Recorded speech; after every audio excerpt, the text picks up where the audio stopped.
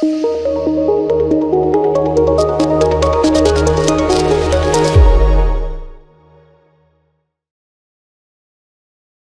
vais éviter de trop parler parce que vous allez souffrir ce matin d'entendre ma voix régulièrement.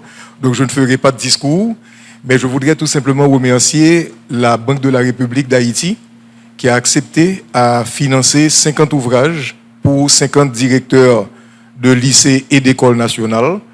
Je ne vous parlerai pas de mon livre, je ne le connais pas d'ailleurs. Donc vous aurez l'occasion de le lire, de voir ce qu'il y a là-dedans. Mais ce matin, on va avoir des ateliers, mais vraiment des ateliers de manière très dense. Donc, nous avons demandé à tout le monde d'être là à 8h pour qu'on puisse, à 8h30, comme vous le voyez dans la programmation, commencer effectivement avec les ateliers. Vous verrez dans le livre, j'ai déjà dédicacé, mais je n'ai pas personnalisé. Donc, au cours de la matinée, je pourrai personnaliser pour vous. Ça veut dire écrire votre nom. Alors, j'ai l'honneur de passer le micro à M. Rothschild François Junior, qui représente le gouverneur de la Banque de la République. Et là, je vous assure que la Banque de la République d'Haïti est un partenaire sûr de l'éducation. Nous saluons également M. Wilner Pierre, le coordonnateur de l'unité des départements, des directions départementales, un ancien parent de l'école d'ailleurs, qui nous a toujours accompagnés. Donc j'ai l'honneur de remettre le micro à M. Rothschild François Junior. Merci M. Etienne. Bonjour à tous et à toutes.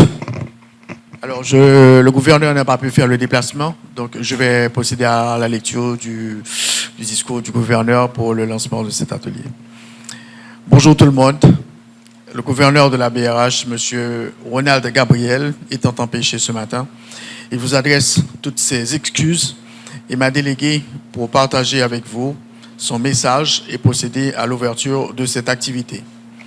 Monsieur le directeur du Collège Quatre-Pressoirs, Monsieur, Mesdames, les représentants du ministère de l'Éducation nationale, Mesdames, Messieurs les directeurs et directrices d'école, chers professeurs, chers participants, distingués invités, Mesdames, Messieurs, collègues de la BRH, à l'heure où la nécessité de mettre l'éducation au centre de toute démarche de transformation socio-économique du pays, la Banque de la République d'Haïti ne peut qu'éprouver un grand plaisir à s'associer à cette noble initiative du docteur Charles-Guy Etienne, à qui j'adresse mes remerciements de l'invitation et mon profond respect. Je profite également pour féliciter Dr Etienne pour sa contribution inestimable à l'avancement et la promotion d'une éducation de qualité en Haïti. En témoigne ce titre de docteur honoris causa qui lui a été décerné par l'Institut de sciences, de technologie et d'études avancées d'Haïti, ISTEA, l'année dernière. Mesdames, Messieurs, le soutien de la BRH et la vulgarisation de cet ouvrage de prédilection du docteur Etienne au secteur académique, ainsi qu'à la tenue de cette formation sur les pratiques administratives et pédagogiques favorables à la réussite scolaire et à la valorisation des enfants fréquentant les écoles bénéficiaires revêt de double contexte. D'abord, il s'agit pour la BRH, tel que décrit dans le plan stratégique global 2024 de l'institution, la responsabilité sociale de notre institution, donc lequel définit les grandes orientations de la Banque centrale à travers 6 domaines d'intervention et 17 objectifs, tout en restant conforme à la mission que lui confère la loi du 17 août 1979. En second lieu, depuis des années, la Banque centrale a toujours montré son intérêt indéfectible pour l'éducation, notamment à la formation et la promotion du capital humain. En témoigne la création de l'Institut de formation de la Banque centrale, la création d'un ensemble de bourses d'études avec des partenaires locaux et internationaux et la constitution du Fonds BRH pour la recherche et le développement qui a déjà financé 12 projets de recherche dans le domaine de l'éducation. Mesdames, Messieurs, chers participants, l'importance de l'éducation, mais surtout l'éducation de qualité dans l'avancement de toute société, tant sur le plan social que sur le plan économique, n'est plus qu'à démontrer. Cet ouvrage du docteur Guy Etienne est dans un nouveau départ vers des réflexions plus poussées autour de la modernisation de l'éducation en Haïti et des outils pédagogiques plus adaptés. Il faut noter aussi, mais ce ouvrage met à profit les progrès de la science, de la technologie, en particulier de l'intelligence artificielle, pour de meilleurs impacts à l'horizon avec une jeunesse plus avisée et plus responsable. Donc, il faut noter aussi que cette transformation de l'éducation, du système d'éducation en Haïti est extrêmement important. Donc, en invitant les lecteurs de cet ouvrage, notamment les responsables d'établissements scolaires publics, à en faire bon usage, tout en mettant le cap vers une transformation de notre système éducatif. Je remercie encore une fois Dr Etienne de l'invitation et je réaffirme l'engagement de la BRH à supporter toute initiative visant à la promotion du capital humain, tout en vous souhaitant une excellente journée de formation. Merci beaucoup.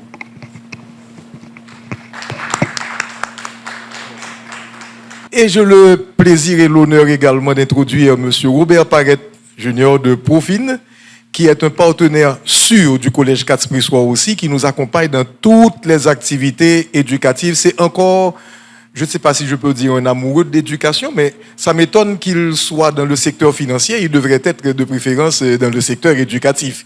Mais comme le secteur éducatif a besoin de la finance, donc c'est un partenaire sûr.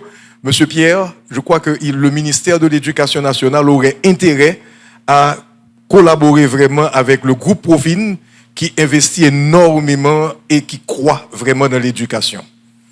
Merci à toute la délégation, monsieur Robert Parette. Nous allons travailler sérieusement avec des simulations. Donc aujourd'hui, vous n'êtes pas directeur d'école, nous ne sommes pas directeurs d'école, nous sommes des élèves. Et regardez donc le plan.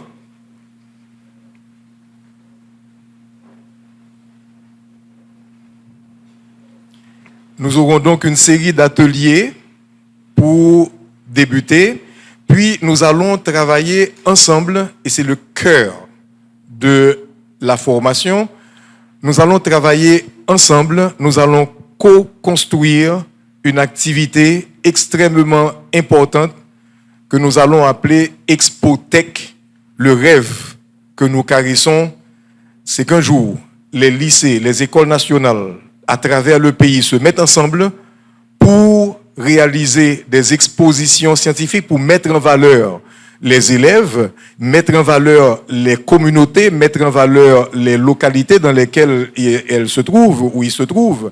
Et donc, ça va être un autre atelier. Nous allons travailler ensemble pour co-construire cette activité-là. Et nous rêvons qu'en avril 2025, nous allons inviter encore la banque, nous allons inviter Profine, nous allons inviter le ministère de l'Éducation pour inaugurer cette grande activité. Et en troisième lieu, nous aurons un atelier extrêmement intéressant. C'est encore un rêve du Collège Catz-Prissois, particulièrement de Madame Marie-Line Etienne, qui est là avec nous. C'est le projet de reboisement. On rêve de dupliquer ce projet de reboisement à travers le pays.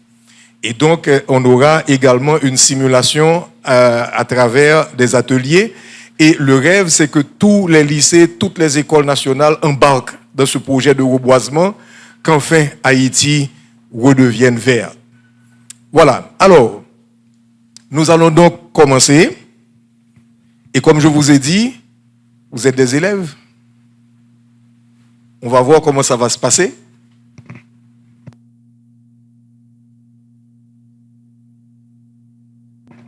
Alors, vous me permettrez également une petite dérogation. On salue M. Christian Farel, que tout le monde connaît. Qu'est-ce qui ne connaît pas Roro Farel?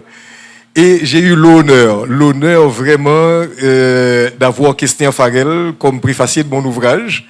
Et c'est aussi quelqu'un qui n'a jamais lâché le Collège Catz-Prissois dans toutes les activités que nous réalisons ici.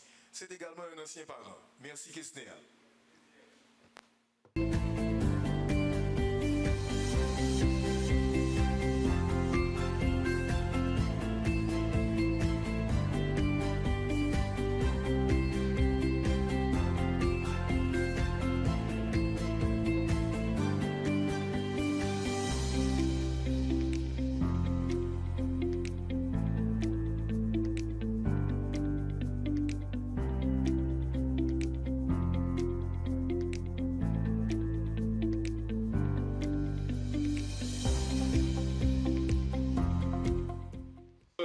deuxième partie, vous allez visionner une vidéo.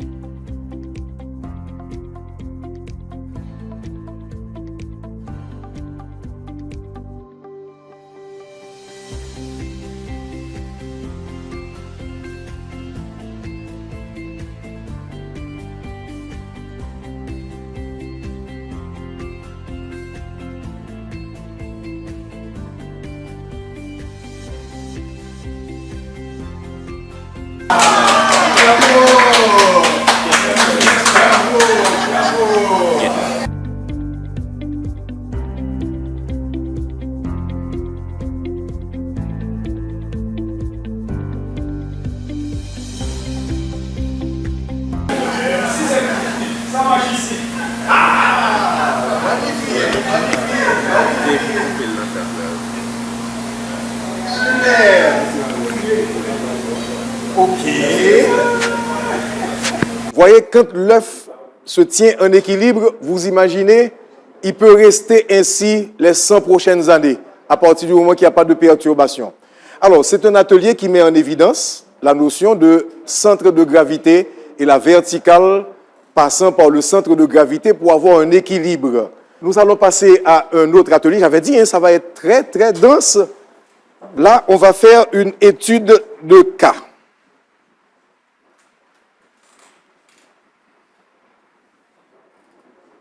Un élève enfreint un article des règlements internes selon lequel la sanction serait le renvoi définitif et immédiat de l'établissement.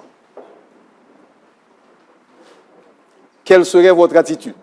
Vous avez quelques minutes pour réfléchir et on va prendre quelques réponses. À première vue, j'allais dire, puisque la sanction était prévue, donc c'est le renvoi définitif, donc. On le renvoie. Enfin, on le renvoie. Ok, merci. Mais comme il a parlé. Attendez. On s'arrête. Donc, elle est pour le renvoi. Est-ce qu'on peut avoir d'autres. Monsieur Pierre? Est-ce que l'élève est nouveau? Est-ce que l'élève est bien au courant de l'existence? Alors, une petite motion. Allons-y seulement pour la réaction. Qu'est-ce que vous auriez fait? Est-ce que vous auriez appliqué? Non, moi je suis pour la position non. nuancé. Ok, stop. On va s'arrêter là. Alors, on prend deux. Madame, vous pouvez venir? Attendez. Mettez-vous là. Je vous donne le micro. Monsieur Pierre.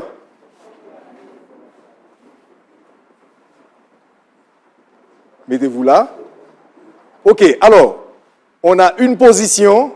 Madame qui dit, Madame Josma. Madame Josma qui dit renvoi définitif sans discussion. Les règlements étaient prévus, on renvoie. C'est la position de Madame Josma. Monsieur Pierre dit non, pas de renvoi tout de suite, il faut... Ok. Alors, tous ceux-là qui sont d'accord avec elle vont venir se regrouper autour d'elle. Ceux-là qui sont d'accord avec M. Pierre se regroupent autour de M. Pierre. S'il y en a qui n'ont pas d'opinion encore, il y a une ligne médiane là. Mettez-vous là. Allez-y. Mais tout à l'heure, vous m'aviez parlé, c'est terminé. Je vous laisse le temps de terminer maintenant. Je vous laisse justement le temps de terminer. Oui, alors moi-même, quand il s'agit de sanctions, si c'était prévu, toutefois, en tant que responsable d'école, même si l'enfant enfreint la règle, il faut quand même, analyser encore une fois le contexte dans lequel l'enfant a réagi. Donc, alors j'allais du côté de monsieur, mais j'ai dit à première vue. Bienvenue, madame, bienvenue. À première vue, c'est le renvoi, c'était prévu, donc on le renvoie, mais il y a un S'il y mais. a un maire, bienvenue, madame. Ben, voilà. Et vous que... Je ne sais pas, ce directeur qui m'accompagne, est-ce qu'il reste lui-même sur sa C'est son affaire. Bon, c'est son affaire, justement. Là, vous avez le droit de vous déplacer.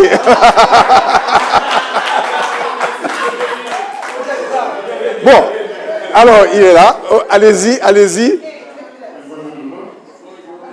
la loi est due, c'est la loi. Et Dieu a accepté, très bien, monsieur le Président. Alors, en tout premier lieu, on a eu des dispositions disciplinaires à un établissement scolaire et on partage à chaque élève un exemplaire. Et on lui dit effectivement, voici le code disciplinaire de l'école. On doit l'appliquer avec rigueur. Automatiquement, un élève a un frein et un article de ce code disciplinaire, la loi est due. C'est la loi, on réagit convenablement en fonction du code disciplinaire. C'est la raison pour laquelle je reste ici pour ce que l'élève sait pertinemment les principes qui ont préétabli de l'établissement scolaire. Ok, parfait. Maintenant, s'il y en a, après son intervention, qui veulent migrer, vous avez le droit. Vous avez le droit. Si vous voulez migrer, vous avez le droit. Non. Personne? Bon. Monsieur Pierre? Alors, selon moi, l'enfant n'est pas un robot programmé qui doit respecter à la lettre 1, 2, 3, 4. Il vit dans une famille, dans un environnement, il est sur le quartier, il vit dans un environnement social, il vit comme une personne avec des hauts et des bas. Donc, moi-même, avant de décider de prendre une sanction qui va marquer la vie de l'élève, je vais réfléchir, beaucoup réfléchir, pour voir sa situation. Au moment où, à l'instant présent où l'élève agit a eu tel comportement, quelle est sa situation? Est-ce que l'élève a mangé avant de venir? Est-ce que l'élève n'a pas un choc psychologique?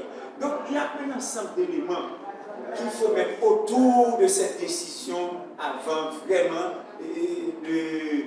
de sanctionner. C'est ma compréhension. Je ne sais pas s'il y a d'autres personnes de mon groupe. Bon, c'est une façon de voter en animation. Au lieu de rester assis et de lever la main, on fait bouger. On fait bouger et il y a des participants qui risqueraient de faire autre chose et de ne pas s'en occuper, de ne pas lever la main. Mais avec ce mouvement-là, tout le monde doit participer. vous intéressez, vous encouragez tout le monde à participer. Alors, la question, vous envoyez vos élèves aux examens officiels du baccalauréat, vous avez 100%. Qui a déjà dansé comme ça, comme directeur d'école, face au succès? Allez-y, je vous donne le micro. Il y a le micro là.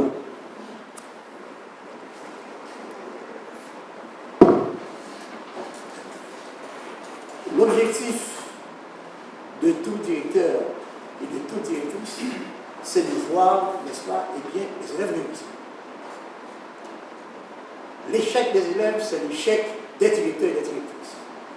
Donc, cela signifie que moi, personnellement, je demeure convaincu que c'est pareil pour mes collègues directeurs et directrices, que l'échec, ça laisse toujours un goût amer. Et comme je l'ai dit toujours et à mes professeurs, et la réussite est collective, tout comme l'échec. Si les élèves réussissent, eh bien, c'est vous qui réussissez. À contrario, s'ils échouent, c'est votre échec également. Donc moi, je suis comme il faut, à la manière, eh bien, que ce soit de José Mourinho, du moins de ses entraîneurs. Donc c'est-à-dire, je suis prêt à tout faire, vraiment à tout faire, pour la réussite, n'est-ce pas, de mes élèves. Donc, parce que c'est une fierté, en fait, pour moi. Dans le plaise à Madame Monica, d'accord, qui donne toujours d'excellents résultats, si vous me permettez. À mon arrivée au lycée, en fait, de Jacques Dessalines, pour reprendre, n'est-ce pas, le ministre d'alors, Valère Pierre, parlant, en fait, du lycée, il disait déjà, le lycée, ce lycée est tout, sauf une école. Mais j'ai eu une expérience, n'est-ce pas, dans le privé, au collège de l'Étoile, où j'étais, n'est-ce pas, le directeur du secondaire. Et arrivé au lycée de Jean-Jacques, où c'était la pagaille, la débandade, la déliquescence, j'ai été voir la directrice, Madame Monica, pour un partage d'expérience, un transfert de connaissances. Et là, je m'en souviens encore, comme si c'était hier. Elle ne m'avait absolument rien caché. Elle a partagé son expérience avec moi. Transfert de compétences. Et j'ai partagé mon expérience dans le privé avec elle. Et à l'issue, n'est-ce pas, des échanges, moi de lui dire, vous savez, j'ai un objectif. Elle me répond lequel? Mon objectif consiste, n'est-ce pas, à vous dépasser. Voilà.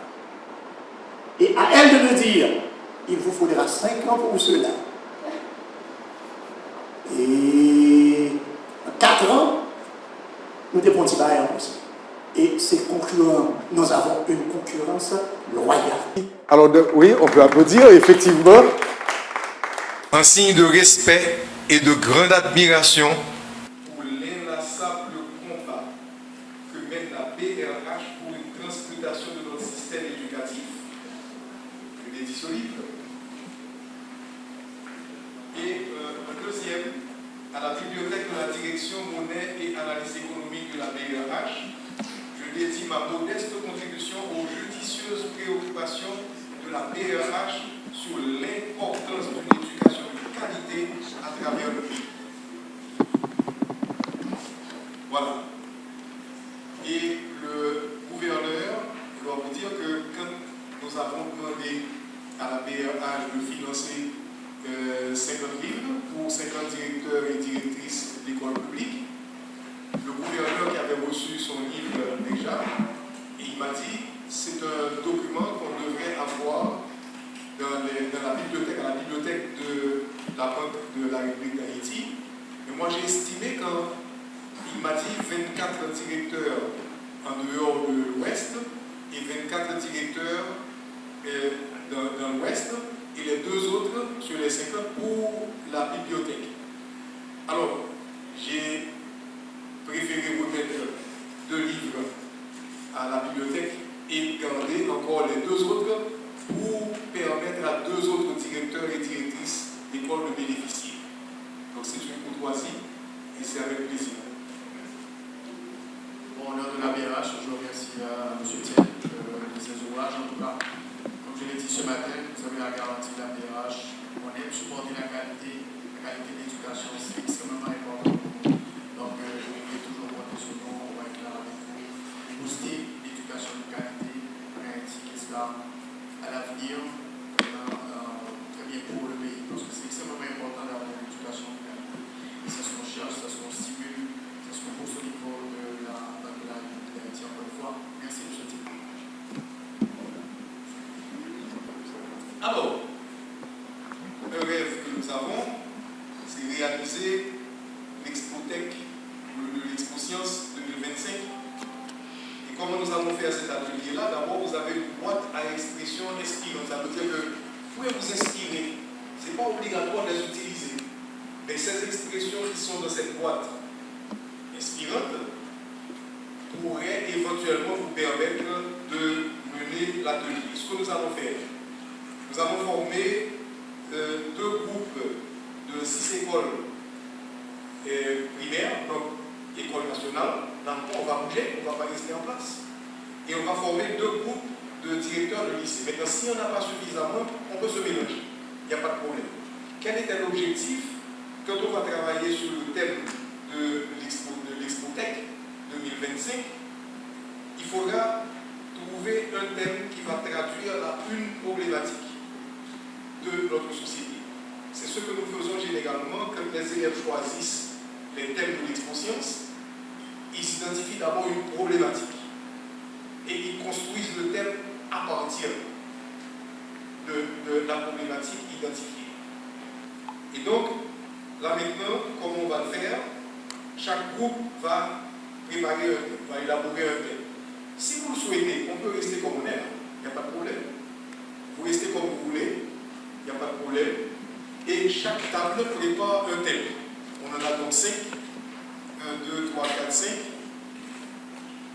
Entre vous, vous préparez un thème et en virtuel, il y a un groupe, il y a 3 groupes. 3 personnes. En virtuel, on a un groupe pour le moment et qui va travailler également. Vous allez donc élaborer, d'abord identifier une problématique de la société, deuxièmement élaborer un thème et tout un peu après nous allons faire le choix. Chaque groupe va choisir un thème, on va prendre 2 tables par exemple et de ces 2 tables on va avoir 2 thèmes, les 2 vont se mettre ensemble pour unifier et avoir un seul thème. Et une fois qu'on aura ces thèmes-là, on va les partager et on va voter pour savoir quel sera le thème de notre Expotech. Mais réellement, nous aurions souhaité qu'en avril prochain, que vous qui êtes là, que chaque école présente prépare un projet. Je l'ai discuté déjà avec M. Pierre, on va trouver un local d'un lycée et chaque école, chaque lycée présent ici va présenter au moins un projet. Et nous allons inaugurer l'année prochaine l'Expotech des écoles publiques. Et d'année en année, vous allez voir comment ça deviendra intéressant. Donc, d'abord, on va élaborer le thème, puis on va travailler sur les objectifs. Et on fera un bilan. Et là, on va commencer par la table 3.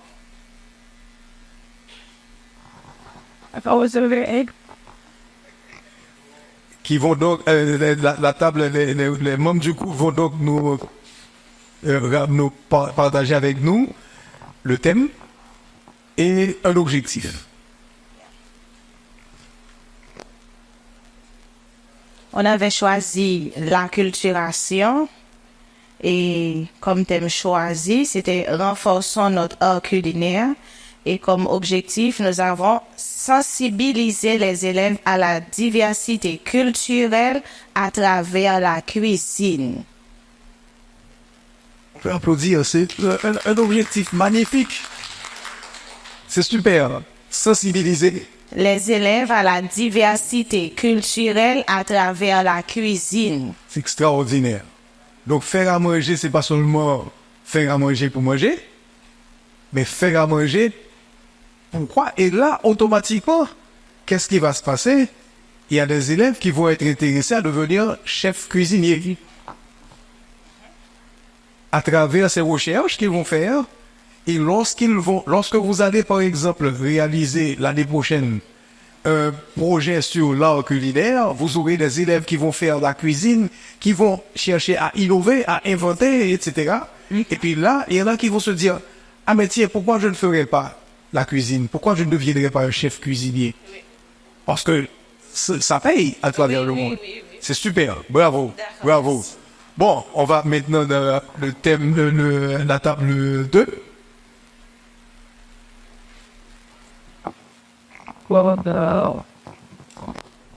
Thème. Heureusement, l'acoustique est bon, n'est-ce pas? Ok, comme thème, nous avons choisi prise en charge de l'environnement par une politique publique. Prise en charge de l'environnement par une politique publique. Et comme objectif, nous retenons ceci, inciter en fait les élèves à travailler à la réduction des risques et de catastrophes naturelles. Super. On applaudit aussi parce que c'est extrêmement intéressant d'abord. Et ils ont élaboré un sujet qui résume effectivement les idées. Et puis, est-ce que vous pouvez reprendre pour nous? Thème, c'est prise en charge de l'environnement par une politique publique. Et comme objectif retenu, nous avons dit inciter les élèves à travailler à la réduction des risques de catastrophes naturelles. Et qui est une problématique réelle. Inciter. On aime bien le verbe inciter. Ça veut dire que ça va provoquer une action, ça va porter les enfants à agir. Inciter les élèves à travailler à la réduction des risques de catastrophes naturelles. Voilà. Et à ce moment-là, qui sait? Il y en a qui peuvent se dire, on a encore le souvenir, bon, peut-être qu'ils ne connaissaient pas, mais les parents, du 12 janvier. Mais pourquoi on a eu ce problème en Haïti? Personne, c'est un aléa que personne ne peut contrôler. Mais pourquoi il y avait autant de morts? C'est parce qu'on n'était pas préparé. C'est parce qu'il n'y a pas eu de géologue pour faire la préparation. Peut-être qu'il y a des élèves qui vont se dire, ah ben tiens, on va étudier la géologie. Ah tiens, on peut étudier la météorologie. On peut devenir météorologiste. Ouais. Donc ce qui veut dire que ce sont des sujets de réflexion qui vont encourager les enfants effectivement à faire un choix de carrière. Et des choix de carrière qui ne se retrouvent pas trop en Haïti, parce que en Haïti, chef cuisinier, si un enfant dit à ses parents, je veux être chef cuisinier, les parents risquent de dire, quand on va dans le ça. Alors que, à travers ces recherches, l'enfant voit déjà où il va aller. Maintenant, on peut dire, par exemple, je veux être météorologiste. Les parents peuvent se dire, c'est quoi météorologiste? Où est-ce que tu vas travailler avec ça? Quand on va le faire comme ça? Moi, je change de bagaille. Alors qu'on en a besoin. Oui. D'autant plus que dans le thème, il parle de politique publique. Et il est temps qu'Haïti arrête d'importer des professionnels dans ce domaine-là. Parce qu'après le 12 janvier, qu'est-ce qu'on a remarqué? Il y a plein d'universités qui sont venues déposer leur sismomètre à l'école, en Haïti, juste pour faire des recherches personnelles pour eux. Et une fois qu'ils ont fini de faire des recherches, ils ont enlevé leur sismomètre. Par contre, si on a des météorologistes, des géologues, des ingénieurs, il y a un point d'ancrage, ils vont vouloir rester dans le pays. Donc voilà une éducation pour le développement. Une éducation pour le développement. Bravo, très bien. C'est dans table 1.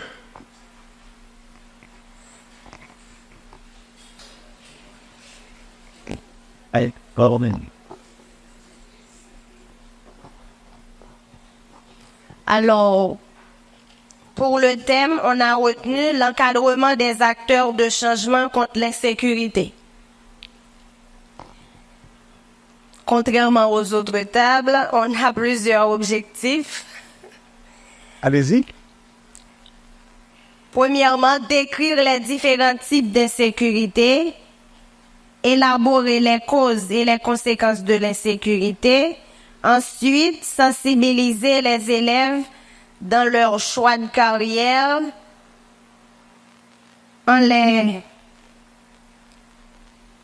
en intégrant de nouveaux métiers dans leur choix. Extraordinaire, extraordinaire. On applaudit aussi la tapeur là. C'est extraordinaire.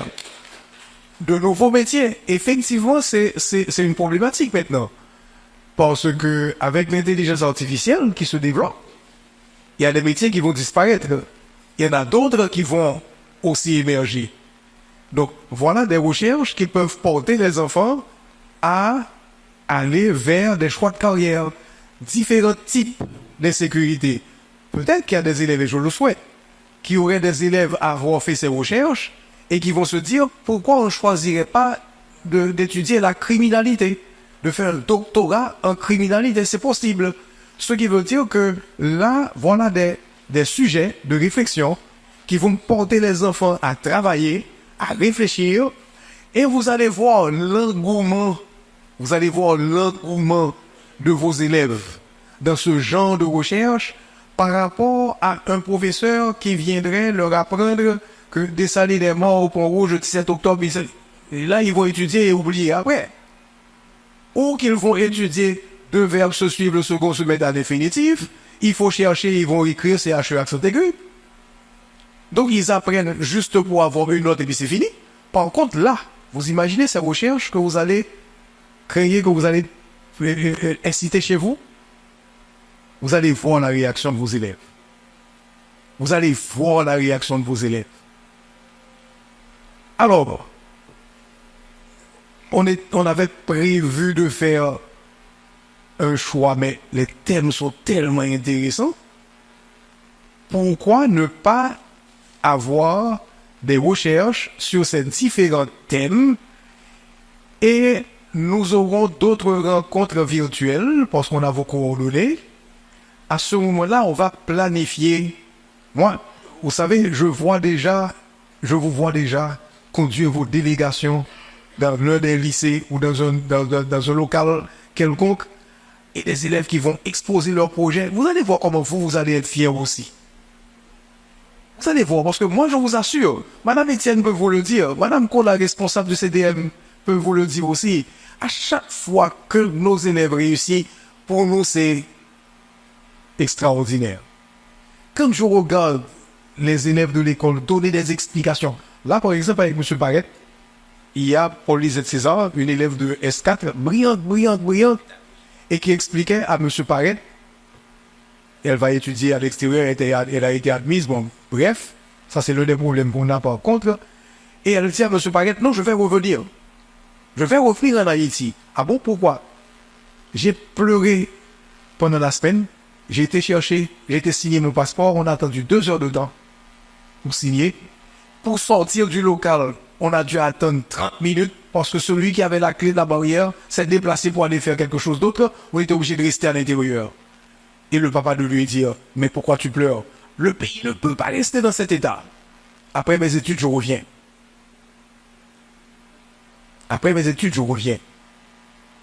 Voilà ce qu'on veut développer justement.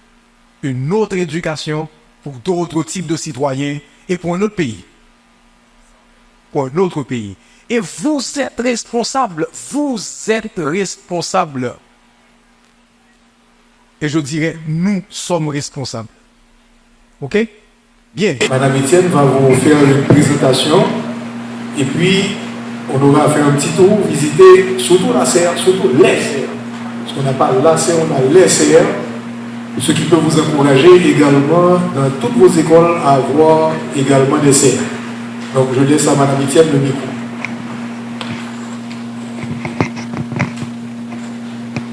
Bon, c'est un projet qui est né en décembre 2009, alors que je survolais la Martinique. Quand je me suis aperçue de la verdure de ce pays, je dis, mais pourquoi Haïti ne peut pas être aussi beau que la Martinique? Et de là, dans l'avion, je me suis imaginé mon projet et je l'ai écrit. Sitôt arrivé à l'école, puisque je revenais d'une formation en pré-désastre et secours en cas de tremblement de terre, je me suis dit, j'ajoute ça à tout ce que je fais. Et c'est parti. Et pourquoi ce projet m'est venu à l'esprit? C'est parce que, excusez-moi une minute, c'est parce que le constat d'un environnement qui ne cesse de se dégrader est visible à l'œil nu. Tout se dégrade autour de nous. Et si nous n'avons pas, et si nous ne mettons pas la main à la pâte, je pense que dans quelques années, nous n'aurons plus de pays. Depuis décembre 2009, j'ai demandé simplement à mes élèves de m'apporter des pépins ou des noyaux de fruits qu'ils utilisaient à la maison.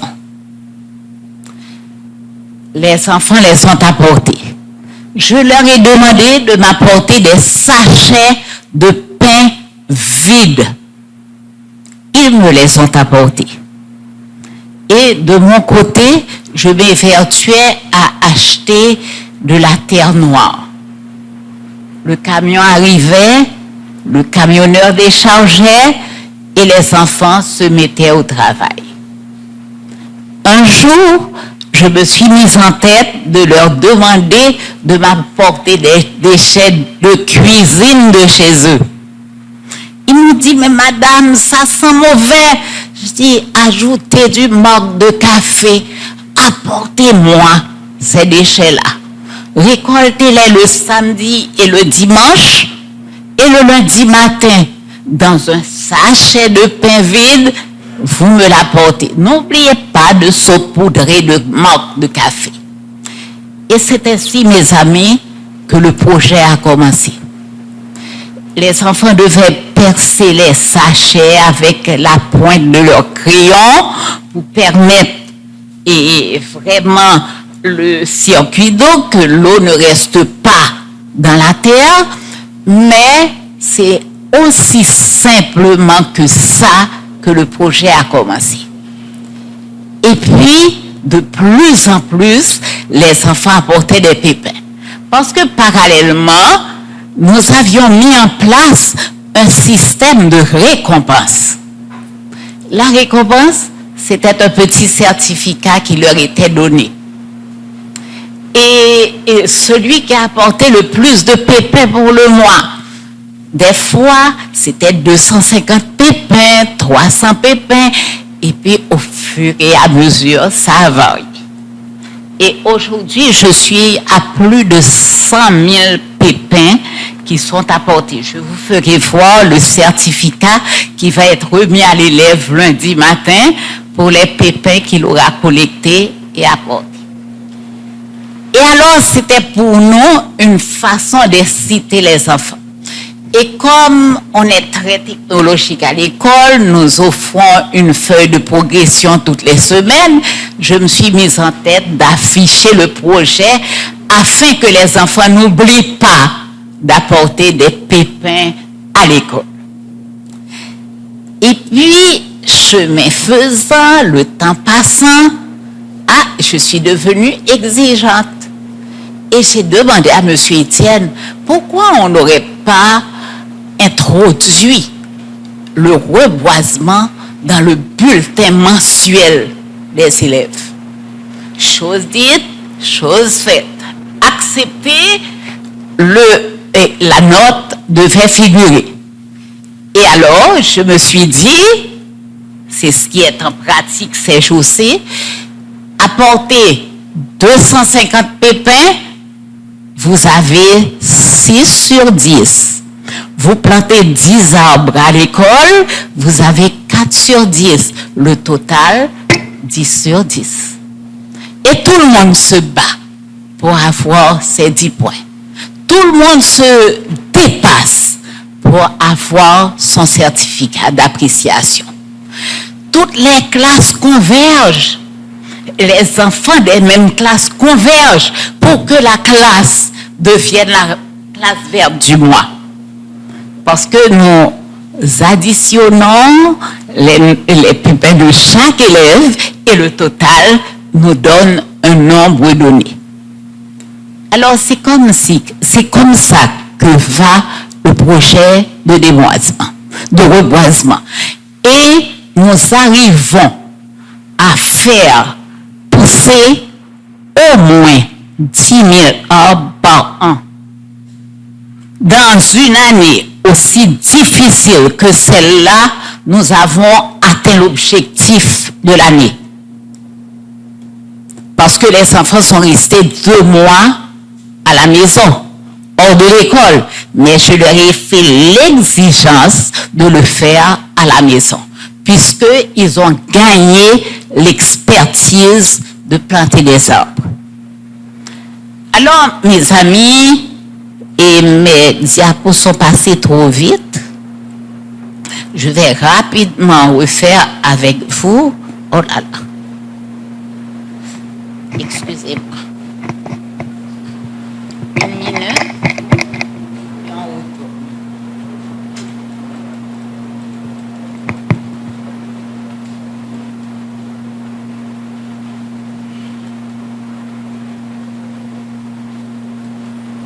Alors, je vous dirais que ceux qui se sont retrouvés sous le petit jardin de Monsieur Étienne ont passé un moment vraiment agréable, je suppose.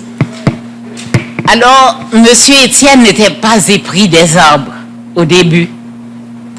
Je n'ai pas dit qu'il en était indifférent, mais il m'a vu tellement mettre la main dans la terre que lui aussi, il a été brusquement, je dirais, contaminé.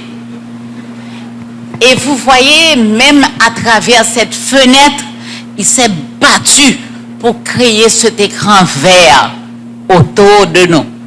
Parce que ça apporte beauté, fraîcheur et ça repose l'esprit. Surtout après nos journées terrifiantes dans la ville de Port-au-Prince. Maintenant, regardez-moi ça, cette beauté, cette senteur des fleurs et le fait encore qu'elles attirent les oiseaux le matin. Ce sont des scènes magnifiques qui incitent au calme quand on sait qu'on va entamer une rude journée de travail. Alors, et pour poursuivre, encore, les arbres apportent la fraîcheur parce que grâce à leurs racines, ils vont permettre à l'eau de pluie de pénétrer dans le sol et de nous fournir les sources nécessaires à notre approvisionnement. Maintenant, du point de vue oxygène, la plante verte, grâce à l'assimilation chlorophyllienne, va permettre aux plantes vertes d'absorber le gaz carbonique et de rejeter autour de nous l'oxygène en abondance. Je ne vais pas trop vite. Je sais qu'il n'y a pas nécessairement, tout le monde n'est pas naturaliste, mais tout le monde sait ça. Oui, on l'avait étudié à l'école. Voilà. Maintenant, ce qu'il y a de meilleur, ce sont les fruits. Alors, je dois vous partager mon secret. Au cours des mois de mars et avril, alors que j'étais chez moi, je n'ai jamais acheté un fruit. Parce que j'allais dans ma cour, je cueillais un corosol.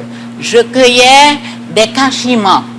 On a mangé cachemans et corosol pendant ces 2 mois. Oh, merci. Et j'oublie, et c'est pas de ma faute. Quand je commence à parler de reboisement, je m'oublie. Bon, alors, et maintenant que la saison est passée, je me suis mise à recueillir, récolter des cerises. Oui. Bien, je suis clouée à la chaise alors. Ok. La richesse dans tout ça, c'est que les fruits vont pouvoir susciter du travail à tout le monde.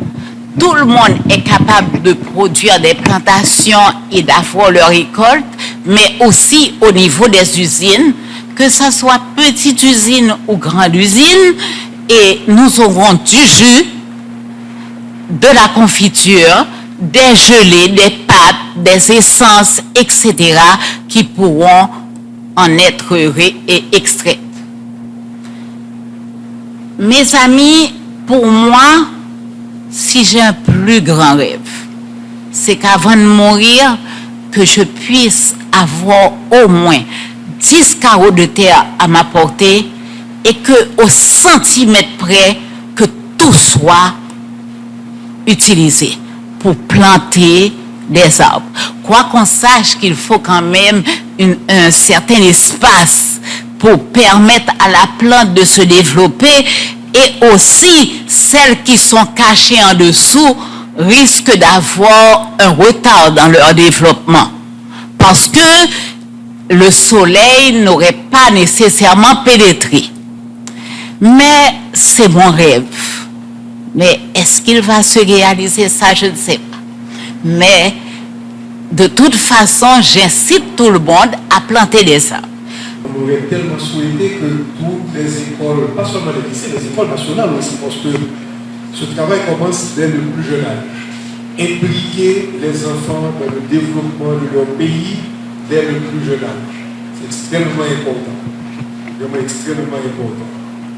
Alors, de toutes les façons, on va garder contact, puisque je crois que Philippe, on a les adresses, on a l'ensemble des adresses.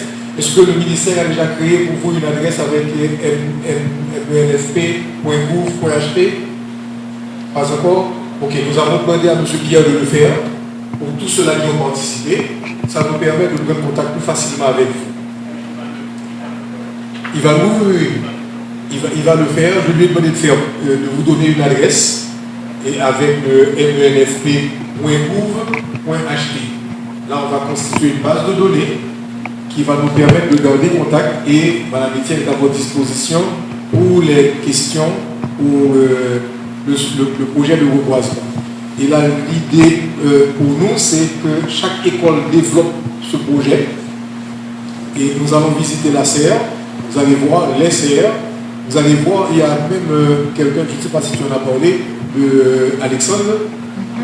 Oui, Alexandre, c'est celui qui s'occupait de la cour. Mais maintenant, il a pris une passion des plantes, si bien qu'on va appeler l'endroit les serres d'Alexandre. C'est le gardien. C'est le gardien qui est venu le professeur des enfants. Il est devenu professeur vraiment. Et comment il fait des cours avec nos élèves et les enfants qui s'accrochent à lui. Qui s'accrochent vraiment à lui. Voilà mes chers amis. Le temps nous fait la guerre. Nous aurions pu passer des jours à échanger. Nous avons beaucoup appris de vous. Le livre, comme vous l'avez ici avec vous, c'est toute une histoire. Quand on me demande quand est-ce que j'ai commencé à écrire le livre, j'ai dit il y a 40 ans de cela. Parce qu'il y a plein d'activités. Et à un certain moment, je me suis dit il faut que je partage avec les autres. Donc c'est un livre dans lequel on a partagé plein d'expériences qu'on fait à l'école et nous donnons également des pistes de réflexion pour changer le système éducatif haïtien. J'utilise vraiment l'expression transmutation au lieu de transformation. Transmutation, c'est plus fort, c'est en profondeur.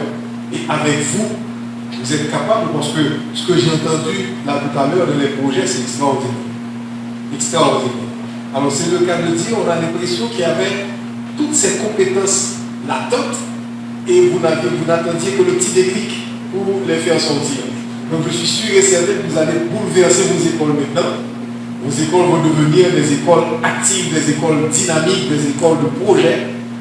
Et nous sommes là. Madame Etienne est là pour le projet de reboisement. Je suis là également. Toute l'équipe est là pour vous accompagner. Vraiment, ça a été un grand plaisir de partager avec vous. Et là, on va faire juste un petit tour, parce que parallèlement à tout ce que nous vous avons présenté, nous développons énormément la technologie, mais comme outil. Et là, je termine en vous disant que je voudrais discuter encore avec M. Pierre, Pierre. Nous avons initié un projet à Saint-Jean-du-Sud. C'est un projet de lycée connecté et c'est un projet qu'on va continuer. Il consiste pour nous de trouver du matériel, panneaux solaires et tous les équipements qu'il faut, inverteurs, batteries, etc. Et là, je viens de discuter avec M. Pierre. On va voir avec le fameux Elon Musk si on peut avoir des prix spéciaux, des avantages pour doter chaque école d'Internet, de Starlink, pour avoir l'accès à Internet. Parce que pour nous, ce que nous faisons, nous avons installé tout l'équipement déjà à Saint-Jean-du-Sud. Malheureusement, la situation nous a fait ralentir un petit peu. Et là, je me souviens encore, Guy Philippe et moi, quand on avait été à Saint-Jean-du-Sud, c'était peut-être 3 jours ou 4 jours avant que la route de Bandissan ait été fermée. Il y a des gens qui ont estimé que nous étions fous de mettre du matériel dans nos voitures, de traverser Bandissan, d'aller à Saint-Jean-du-Sud, d'aller faire l'installation. Mais je vous dis franchement, nous avons oublié tous ces risques. Quand nous sommes arrivés à Saint-Jean-du-Sud, il fallait voir les élèves. Et quand on a installé le matériel pour eux, la salle dans laquelle on a installé, il n'y avait pas de protection en fer forgé encore. Là, je leur ai dit, bon, il faut faire attention. Les élèves, ils m'ont dit, ne vous inquiétez pas, nous allons dormir à l'école pour protéger le matériel. Donc, quand vous donnez ce déclic à vos enfants, je vous assure que... alors, je termine vraiment en vous disant que quand on a lancé les projets à l'école, une trentaine, une quarantaine d'années de cela, il y a un professeur qui a eu à me dire, parce qu'il voyait auprès de moi constamment, et il m'a dit, eh bien, monsieur Etienne, c'est normal que ça vous arrive. Ou al gratte au côté que pas gratter ou qu'on y a là, la gratter ou. Ça veut dire que les élèves ne me laissaient pas tranquille. Donc vous allez vivre ça avec vos élèves. Vous allez voir, dès que vous les lancez dans les projets, ils vont se rapprocher de vous. Ils vont se rapprocher de vous. On vient de le dire, les élèves se sont rapprochés d'Alexandre pour le projet de reboisement. Quand vous lancez des projets didactiques intéressants, valorisants, des projets valorisants, vous allez voir comment les élèves vont s'attacher davantage à vous, à leur école. Voilà, mes chers amis, ça a été un grand plaisir. Malheureusement, je sais que vous devez partir. Donc, on fait un petit tour. Guy Philippe, ils peuvent voir notre atelier de robotique. Parce qu'on a installé la robotique à l'école. Et ça fait quelques années, ça fait plus de 10 ans qu'on a la robotique. Et on fera un petit tour dans les serres, très important. Donc tu prépares Alexandre là-bas. On voit l'atelier de robotique et puis on va voir la nature.